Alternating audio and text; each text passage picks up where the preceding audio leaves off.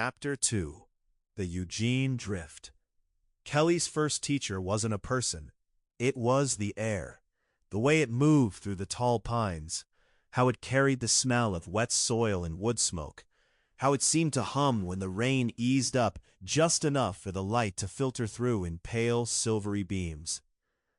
Growing up in Eugene, Oregon, she felt like the sky was always close enough to touch. Low clouds hanging over the city, like thoughts that hadn't quite formed into words yet. Where Richard's memories begin with a kick drum bleeding through walls, Kelly's begin with a kind of hush. Not silence exactly, but a layered quiet. Leaves brushing against one another. The soft rush of the river somewhere in the distance. A car passing now and then on a wet street. A wind chime at the neighbor's porch, answering to a breeze no one could see. That was her first music. Her parents' house sat on the edge of town, where neighborhoods thinned into stands of trees and walking paths.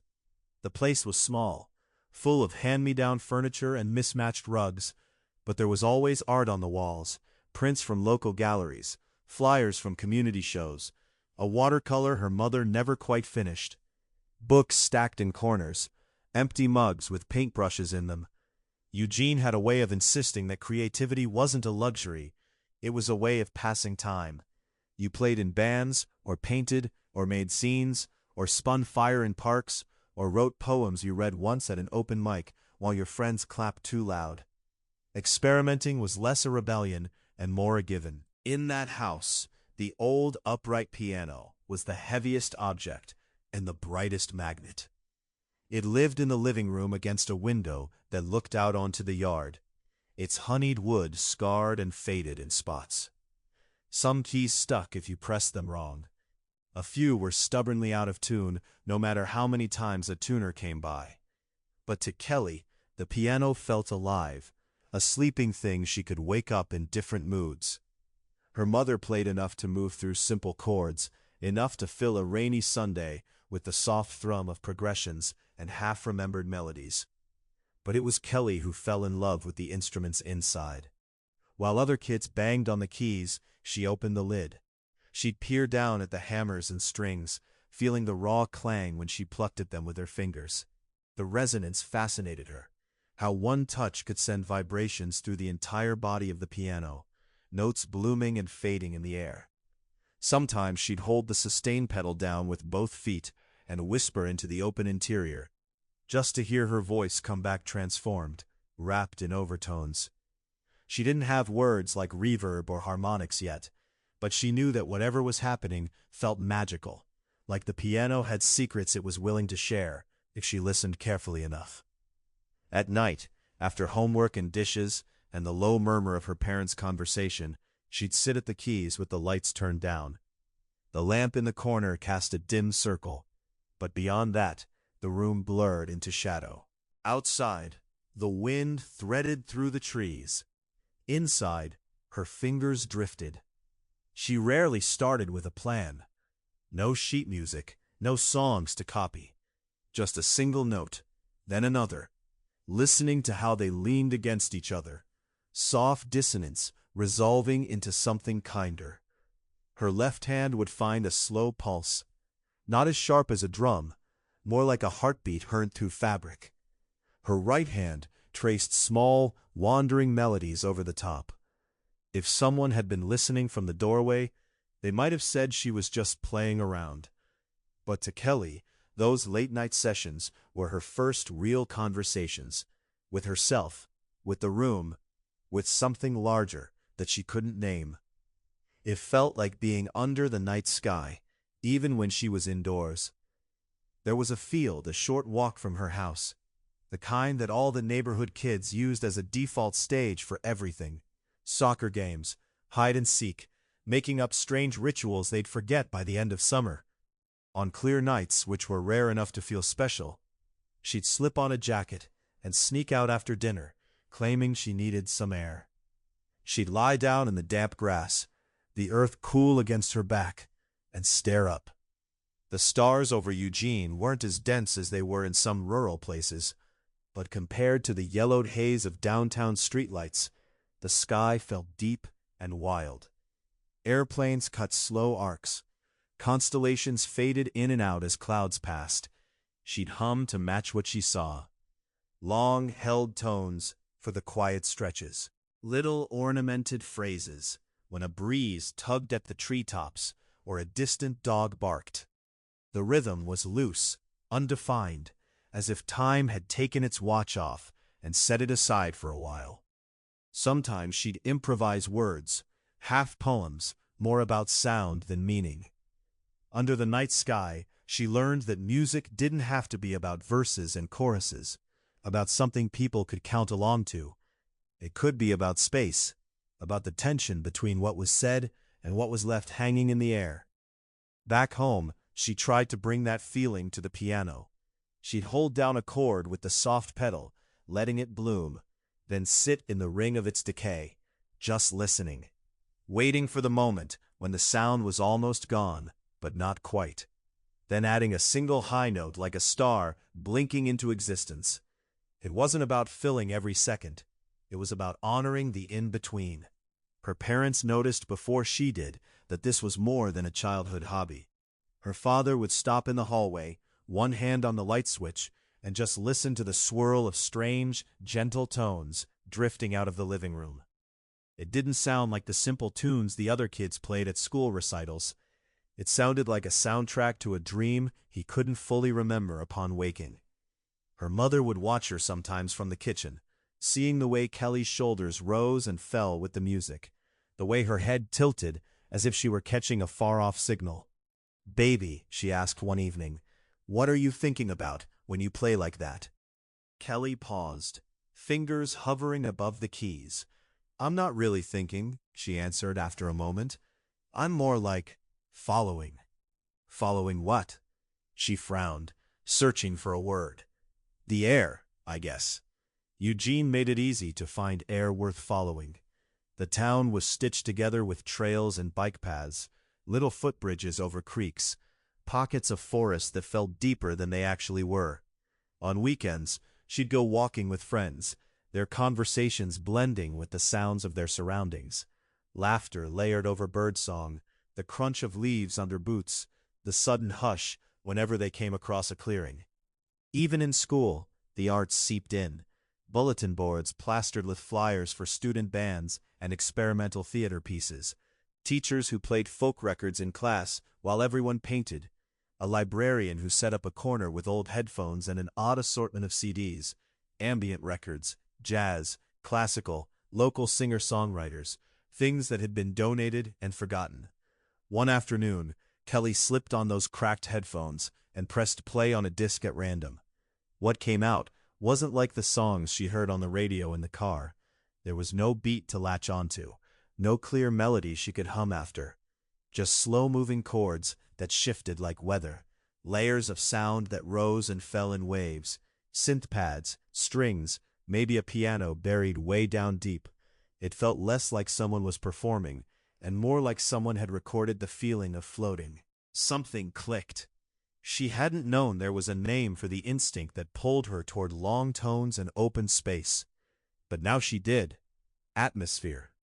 Music could be atmosphere. It could be the air in a room, the tint on a memory. After that, she started listening differently. In the rain tapping against her bedroom window, she heard a delicate hi-hat pattern. In the freeway's distant hum, she heard a droning bass line. In the echo of her own footsteps under a bridge, she heard cavernous reverb she wished she could bottle. Her approach to instruments followed suit. The piano was still home base, but she grew more curious about texture than about notes. She'd experiment with how softly she could press a key and still get it to sound, how loudly she could strike two notes next to each other without the clash turning ugly. She'd wedge felt and paper between certain strings so that some notes thudded instead of rang, turning them into percussive ghosts. Then came the strings. The first time she held a violin, it felt fragile and wild at the same time. The bow squeaked and scratched in her beginner's hands, the notes wobbling out of tune more often than not. But there was a point, somewhere between the rough starts and abrupt stops, when she caught a long, sustained tone. pure enough to send a shiver up her spine. That single line, hanging in the air, felt like a drawn breath. She practiced enough to make the instrument obey her more consistently, but she never wanted it to sound too clean. She liked the tiny imperfections, the bit of rosin in the sound, the faint scrape at the beginning of a bow stroke. Those flaws made the notes feel human, tethered to fingers and tendons and breath. Soon, her room became a small forest of instruments. The upright piano downstairs, a borrowed keyboard with a few decent pad sounds, the violin leaning in a corner, a cheap acoustic guitar she mostly used for making shimmering open chords that rang out under everything else, a second-hand melodica whose wheezy tone she loved to tuck behind things. She wasn't trying to master each one. She was collecting colors. At the same time, her voice began to find its place among them. She started by humming along to her own playing, soft and almost shy. No big belts, no showy runs, just a steady, breathy line that drifted over the chords like morning fog. Over time, words crept in, usually late at night when she was too tired to be self-conscious. Fragments of phrases about rivers, about waking up in the middle of a dream, about the space between two people sitting silently side by side. Her songs didn't unfold in standard shapes. They were more like weather patterns, a gust of imagery here, a clearing of stillness there. She cared less about the story and more about the feeling you were left with after the last note faded. That's what Under the Night Sky became before it was ever a title on a track list. It started one summer as a short piano figure she'd fall into whenever she was restless. A slow, descending pattern in her left hand, like walking down stone steps towards some unseen water. A simple, repeating phrase in her right, only 3 or 4 notes, but spaced out as if each one needed room to bloom. Over that, she'd sing a melody barely tethered to the chords, floating just above them, sometimes slipping into wordless vowels. Ooh and ah and taking the place of lyrics. The song had no beginning or end. She'd sit down at the keys, find herself in the middle of it, then drift away when it felt complete enough for that night. To her, the piece was less a performance and more a place she visited. Under the night sky in that field, she'd find the echo of it in her mind, the same melancholy sweetness, the same sense of being small under something vast and patient. In town, at tiny cafes where local musicians experimented with loop pedals and homemade instruments, she heard versions of that feeling too. The desire to stretch time, to build little worlds of sound that people could step into for a few minutes. Eugene encouraged this kind of exploration. No one seemed in a hurry to define anything.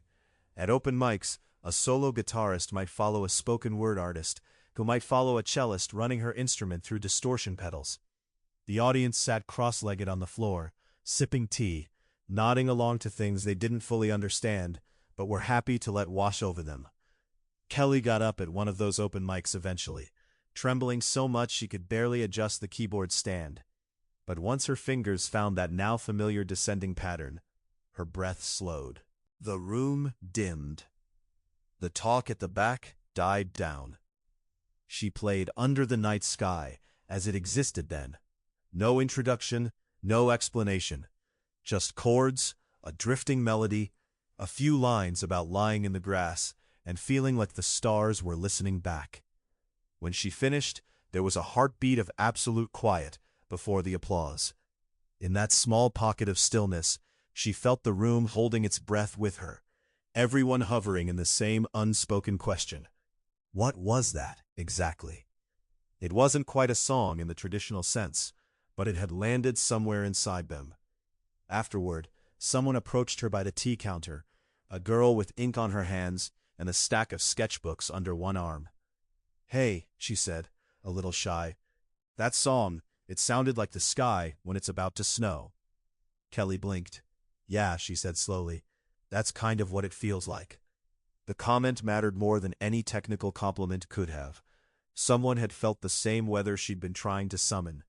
From then on, she leaned deeper into atmosphere. She learned to use delay and reverb on her keyboards, stretching notes into long trails. She layered strings over pads, building soundscapes that didn't rush anywhere.